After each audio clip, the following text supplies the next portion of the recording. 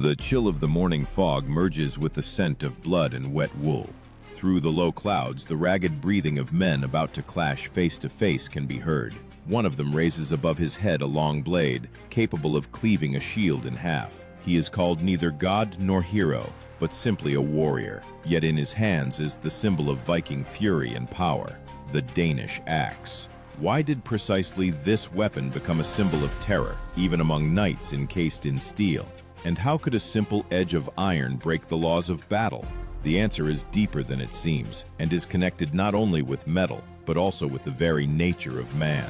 Archaeologists found similar axes in burials from the late 10th century in Denmark, Norway, and England. Their form?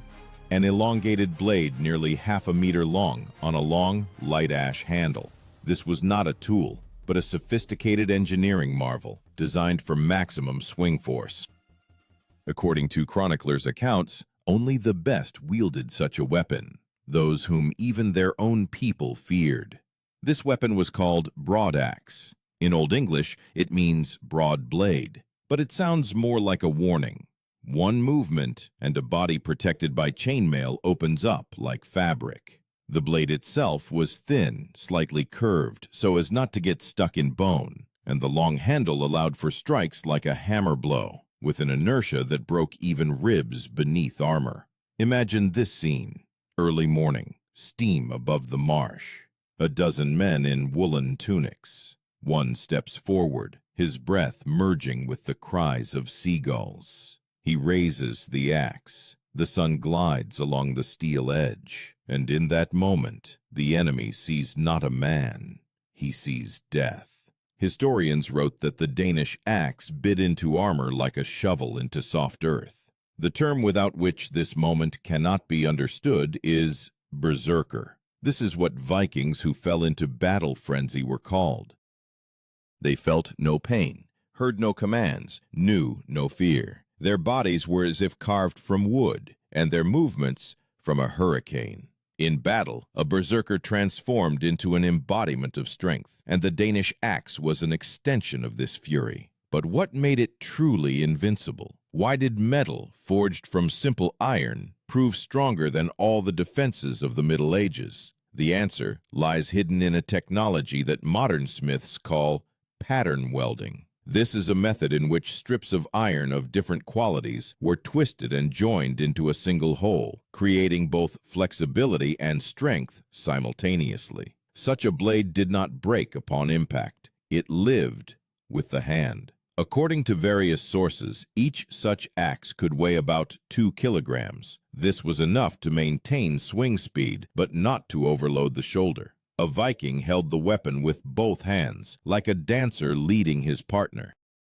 The blade didn't just fly downwards. It rotated, gaining power with every centimeter of its path. Modern reenactors say that a blow from such an axe can penetrate even a 2-millimeter thick steel helmet.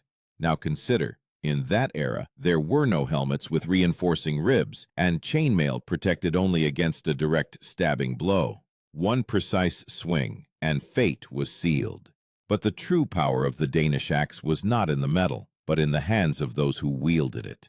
Every warrior underwent years of combat training, and not just for the sake of killing. They believed that through battle, a path to Odin opened. Every blow was a prayer, every swing a challenge to the gods. And yet, despite this sacred fury, the Danish axe was not a weapon for the common warrior. Only those who mastered the special art of balance between life and death, between reason and madness, could wield it. This is how legends are born, legends that endure through centuries. And when the clang of axes merged with the roar of the northern wind, the earth trembled.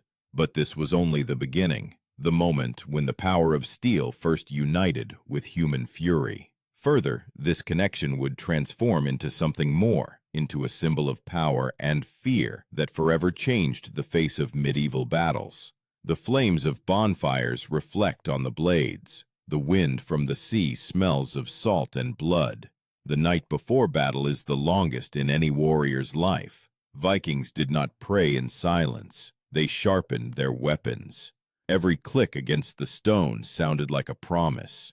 Among a multitude of swords and spears, the long axe stood apart. It could not be hidden, nor could it be used in close combat. It demanded space. It demanded rhythm. He who wielded it controlled not just iron, he controlled the timing of the battle. Archaeologists who investigated discoveries on the island of Funen claimed that many of these axes had handles up to 1 meter, 20 centimeters long. This was no accident. Such a length allowed for striking from a distance that a swordsman could no longer reach. This is why axe-wielding fighters became the center of the attack, the point from which chaos began. When the Danish axe entered the enemy's formation, the ranks scattered as if blown away by a northern storm. Such a weapon demanded incredible coordination. One wrong step, and the blow would take off the head not of an enemy, but of a comrade. That is why a special rank existed, huskarl. These were the king's personal bodyguards, the elite northern warriors who wielded axes to perfection. Huskarls were considered a symbol of loyalty and strength. Their presence alongside the chieftain instilled confidence in allies and terror in enemies. Huskarls trained not just to fight, they learned to feel inertia. To hold a two-handed axe after a strike was like stopping a flying boulder. Therefore, they used a special technique. Instead of swinging from top to bottom, they threw the blade in an arc, turning each blow into a flexible, almost choreographic gesture. Modern fencers say that this movement is closer to a blacksmith's hammer blow than to a swordsman's strike. These fighters wore chainmail made of thousands of iron rings, weighing about 12 kilograms. Beneath the chainmail was dense wool, absorbing sweat and softening blows. On their heads, an iron helmet with a nasal guard. And yet, none of these elements saved them from the Danish axe. One swing, and the blow passed diagonally, as if the axe was drawing a line of fate. The very philosophy of Viking combat was built on the idea of a breakthrough. Their tactic, which historians call the boar's head, a wedge formation where the leading ranks broke through the enemy's defenses. Now imagine a man with an axe standing at the head of the wedge. The first second of engagement decided everything. A top-down blow shattered shields, cleaved spears, and opened the way for the rest. Historical sources, including the Anglo-Saxon Chronicle, mention the Battle of Malden at the end of the 10th century, where the Vikings employed precisely such tactics. Then, the Anglo-Saxons first encountered the massive use of Danish axes. One chronicler wrote, "They struck as if Thor's own hammers had descended upon our land." This was not poetic exaggeration, it was an eyewitness observation. The term that defined the Vikings' strength at that moment was hugr, translated from Old Norse, inner fire, resolve. Without it, a man could not be a warrior. Hugr was what transformed an ordinary peasant into a berserker, and a berserker into a legend. When a man took up the axe, he had to feel this fire within. Otherwise, the weapon simply would not obey. This inner fervor combined with practical knowledge of metal. Northern smiths working in harsh climatic conditions knew that soft iron would bend and overly hard iron would crack. Therefore, they created a special structure, hard steel along the edge of the blade and soft iron in the center.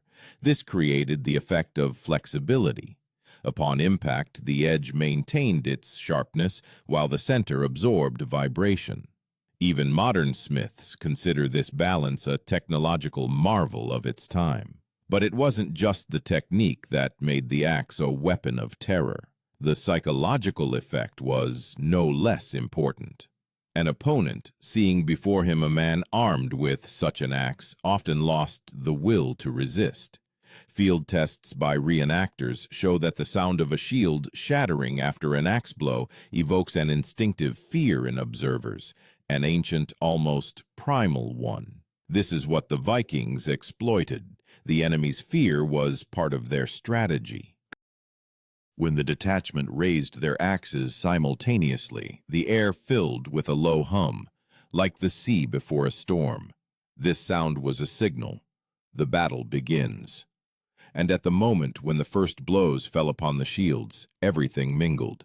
Screams, the clang of iron, the roar of men, and somewhere in this chaos, the edge of an axe gleamed, already carrying the fate of another victim. However, the fame of the Danish axe did not stop on the fields of England. It began to change the very military culture of Europe. Within a single generation, even the Anglo-Saxons began to adopt northern combat methods, creating their own axe-wielding detachments. The era of swords gave way to an era of a blade capable of cleaving armor, and the enemy's consciousness simultaneously. And when a northern warrior stood on the shore, leaning on his axe, the sun set behind the line of the fjord, and the shadow of its blade fell upon the water, like a sign. It was a symbol of ultimate resolve, and a promise that whoever lifted this blade would never return the same. From this moment on, the Danish axe ceased to be merely a weapon. It became a legend. The first rays of the sun fall upon shields arrayed in a wall. The air trembles with the cry of horns. The sea behind boils. Ahead, enemy land. This is the dawn of the Battle of Stiklestad, 1030 A.D., Norway. Here, according to chroniclers, not just armies clashed, but eras, old pagan fury against the new faith. Among the warriors standing in the front ranks, the long shafts of axes are visible. Danish axes. Their blades gleam like tongues of flame. No one speaks, only breathing, only a step forward. Historians note that in this battle, the Vikings first employed a combined formation, where axe-wielding fighters advanced not in the vanguard, but slightly behind the spearmen. Thus they could strike from above, breaking the enemy's defense in an arc. This decision changed the course of the battle. It showed that the Danish axe was not merely an instrument of destruction, but a part of a military system. He who wielded the axe knew, to survive, one must feel the rhythm of battle. First, a spear thrust, then the movement of the axe, then a step forward. Everything happened in seconds. A mistake cost a life. That is why Vikings trained not only with strength, but also with breath. Modern archaeologists found training grounds in Birka and Hedeby, where warriors practiced blows on wooden mannequins filled with sand. These findings confirm that the art of axe-wielding was a system, not random fury. Chronicles describe that in the Battle of Stiklestad, axe blades left deep gashes even on oak shields. One of the Scandinavian poets, the Skald Thorfinn, wrote, "The axes sang, and their song was a song of wind and blood." This metaphor accurately conveys the feeling. An axe blow didn't just destroy, it created a sound that sent chills down the spine even of allies. There is a concept called fulldredge. This is an Old Norse term meaning warrior in full measure. This is what they called someone who had passed all stages of training and could fight in any situation. Unlike ordinary militiamen, fulldredges wielded several types of weapons at once: spear, sword, and axe. But it was with the Danish axe that they felt freest. It was a tool that could be trusted like one's own heart. Archaeological data shows that axes were often decorated with engraving or silver inlay. On some finds, patterns in the form of snakes or wolves are visible, symbols of strength and cunning. These images had not a decorative but a magical meaning. Vikings believed that each drawing enhanced the spirit of the weapon. When a warrior raised his axe, he raised not just metal, but a living creature capable of protecting or avenging. But the power of the Danish axe was revealed not only in battle, but also in what happened after it. Sagas tell that warriors who survived battles were not quick to bury their weapons. They laid axes next to the fallen, as if transferring the continuation of the battle to the afterlife. In some graves, 2 axes were found, one for combat, the other ceremonial. This proves how deeply the weapon was woven into their faith. The weight of the axe allowed for the impossible, to cleave not only armor, but also wood, and even a horse's leg with a single blow. Modern tests of Danish axe reconstructions confirm If a blow lands at a 45-degree angle, the force of the impulse is approximately 150 kilograms of pressure per square centimeter. For a person of that time, this was the boundary between life and death. But Vikings rarely struck to kill. Their goal was to crush the formation. One blow to a shield could unbalance several fighters at once. When the front began to waver, Berserkers rushed forward, tearing through the defenses. It was then that the Danish axe transformed from a weapon into an instrument of breakthrough. According to historians, the Battle of Stiklestad became a symbol of the end of the pagan era. But in the cultural memory of the Northerners, it remained a hymn to human resolve. Where faith and fury clashed, a new understanding of strength was born. Not the kind that breaks with a sword, but the kind that withstands the blows of fate. It is here that the archetype is formed, which would later become a myth. A warrior standing alone against 100, and his axe, an extension of his spirit. When such a man fell, the earth beneath him absorbed his energy. Archaeologists note that many burials of those times are positioned so that the axe blade points north, towards the land of the gods. Chroniclers' accounts state that after the battle, the bodies of the fallen were not buried for a long time. It was believed that if the blood soaked into the earth, it would strengthen the tribe. There is a certain poetry in this. Steel returns to the soil from which it was forged, preparing for a new war. The Viking axe was not just a weapon of destruction. It was a symbol of the connection between the earth, man, and the gods. When its blade passed through the air, it seemed to cut the boundary between worlds. And so, even centuries later, when we look at these ancient finds in museums, it feels as if a chill still emanates from their edge, the breath of a past that refuses to let go. But the history of the Danish axe did not end on the fields of Norway. It continued to live in the hands of those who adopted its form but did not understand its spirit. And it is in this contrast between power and meaning that the next chapter of this legend is hidden.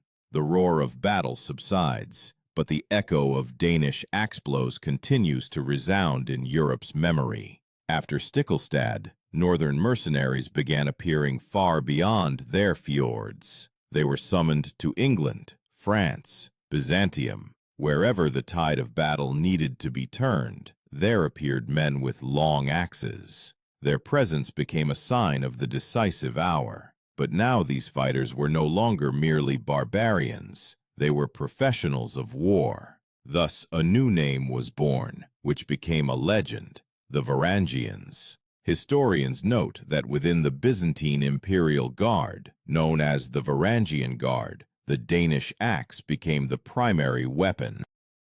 11th century chronicles record, "They carry axes that gleam like silver, and when they move, the earth trembles." These men guarded the emperor, participated in campaigns to the Middle East, fighting against Normans and Saracens. They were known by a single sound, the heavy whistle with which the blade fell. Such a weapon demanded not just strength, but discipline. The Varangian Guard trained according to a strict schedule, using what would later be called combat forms, series of movements where every step and turn of the axe was pre-calculated. Modern researchers studying bas-reliefs from Constantinople suggest that the technique of wielding the Danish axe had similarities with the methods of Eastern halberds. But unlike them, the Scandinavian weapon was faster and more deadly in close combat. The key term of this period is angan. This is what the Byzantines called the long-shafted weapons of the Northerners, without distinguishing between spears and axes.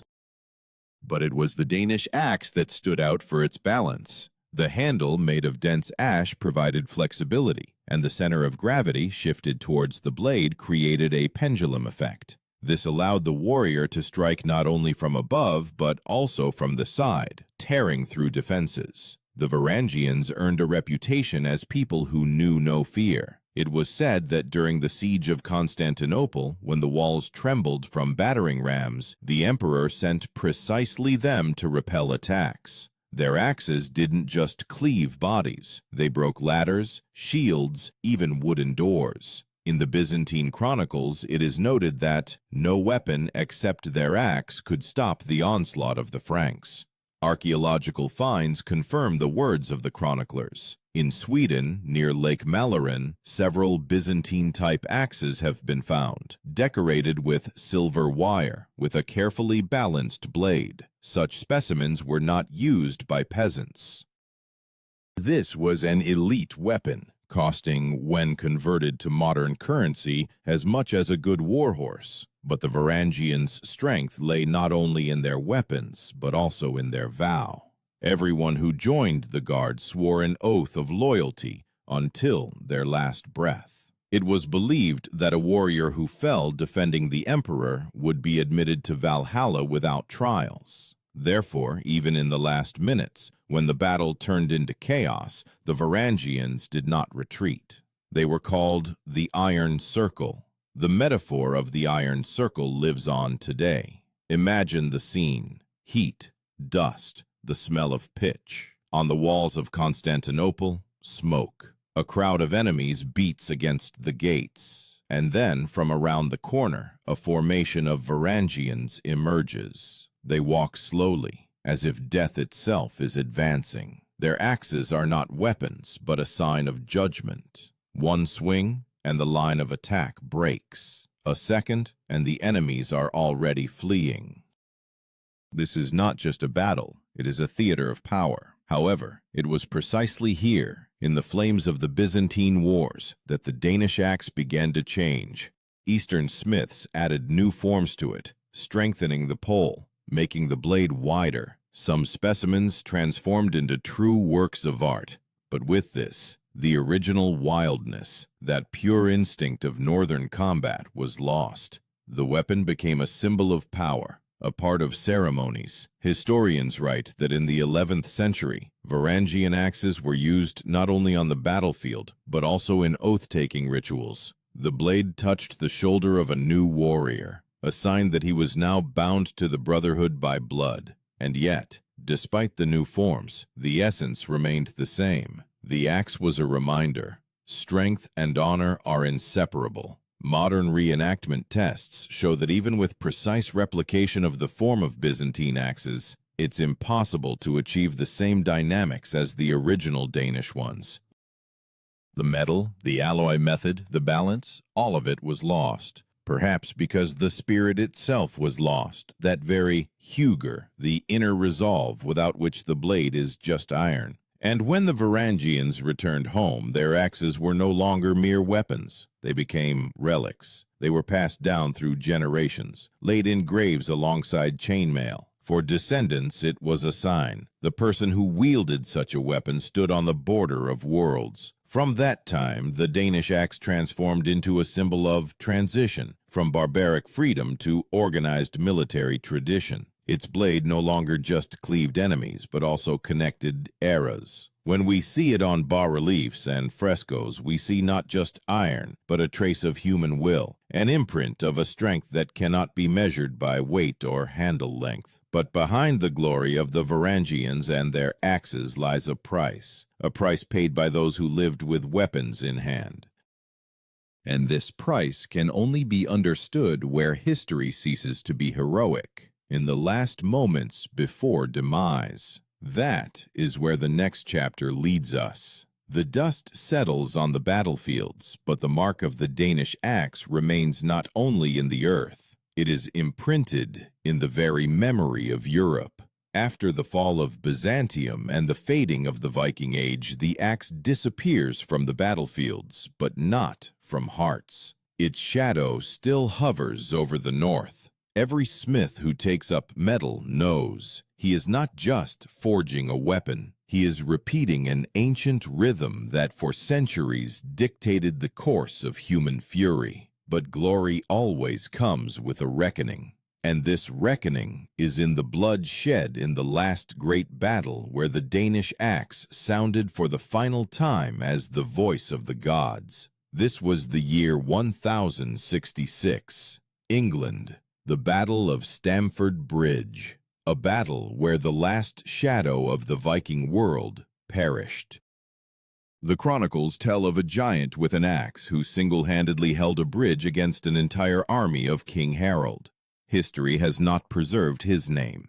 It is only said that he stood like a wall, and each time his axe was raised, a man fell. The sun reflected in the blade, and it seemed as if Tyr himself, the god of war, had returned to earth.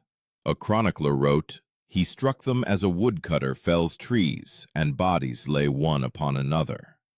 This image became a symbol of the end of an era. One man, one weapon, and all of history converging in a single moment.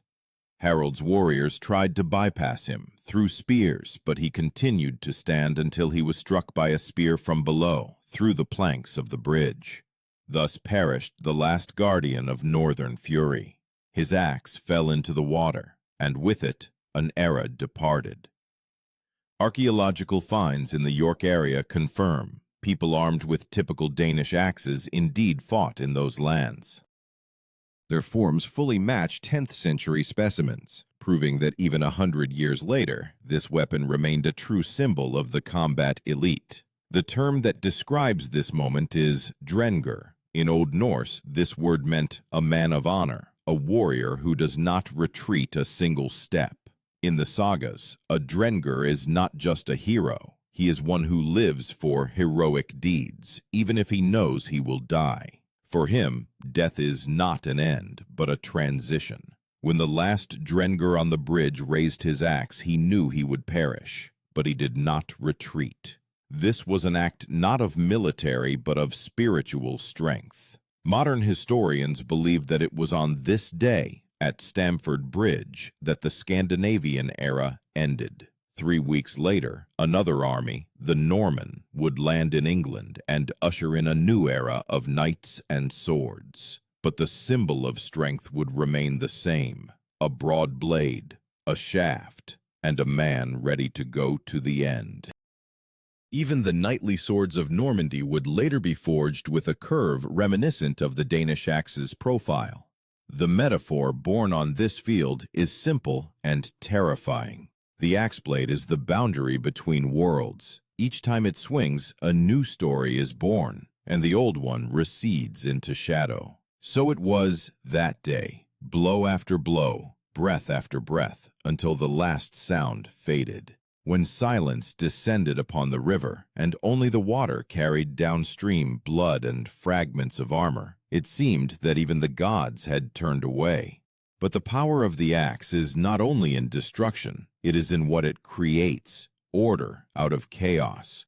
After Stamford Bridge, the Berserker's weapon became a symbol of resilience. It was depicted on gravestones, in coats of arms, in ship ornaments.